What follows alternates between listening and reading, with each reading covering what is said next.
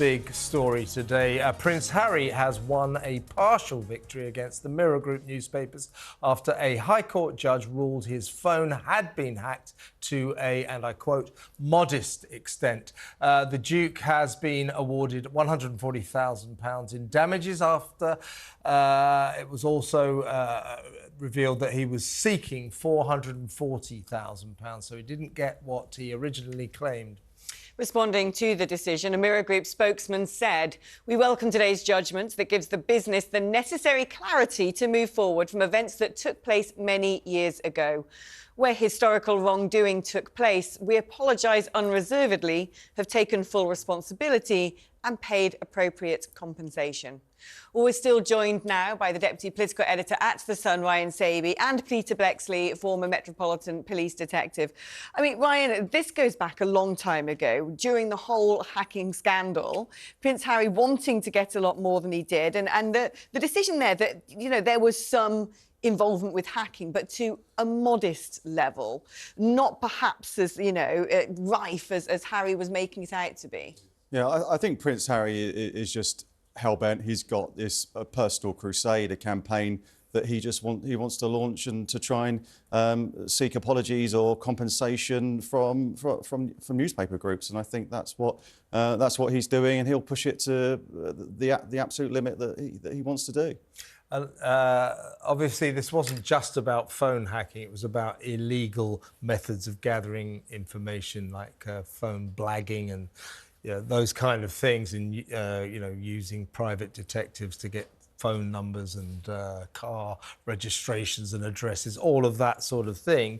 But after this verdict came through, he lost the majority of his claims. I mean, there were quite a few, but he won less than half of his claims.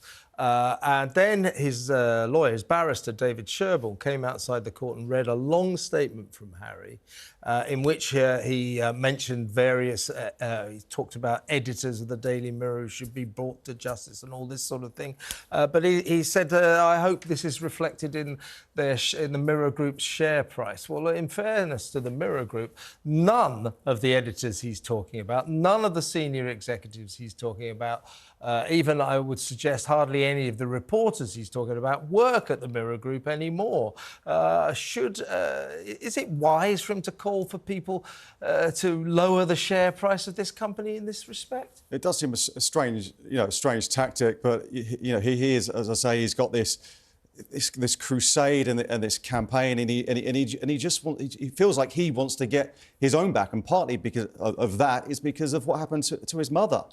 He feels that the press is responsible. He's spoken about it before, and I think he will just carry on, and that's his mindset. And I don't think you can get away from that. It was that chance meeting, I think, with Elton John in the summer, or a few summers ago, that led him to meeting these lawyers, and and ever since then, it's he's built his case. He's waging a battle.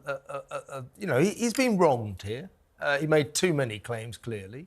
As I say, the majority of his claims of illegality were rejected. They weren't found to be true.